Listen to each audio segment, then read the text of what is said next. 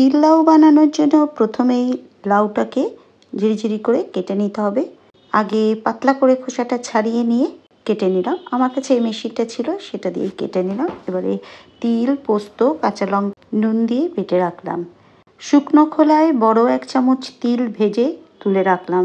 সর্ষের তেল দিয়ে তাতে বড়িগুলো ভেজে তুলে রেখে এবার তাতে দিয়ে দিলাম ফোড়নের জন্য কালো জিরে, কাঁচা লঙ্কা দুটো তুলে রাখলাম।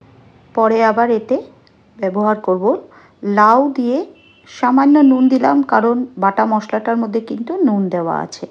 চাপা দিয়ে লাউটা যখন সেদ্ধ হয়ে যাবে, নিজের থেকেই জল বেরিয়ে, জল দেওয়ার প্রয়োজন নেই, তখন এতে বেটে রাখা তিল, পোস্ত দিয়ে দিলাম যে লঙ্কাটা ভেজে তুলে রেখেছিলাম সেই লঙ্কা দুটো আর বড়ি। তৈরি হয়ে গেল তিল লাউ। ওপর থেকে অল্প তিল ছড়িয়ে পরিবেশন করুন।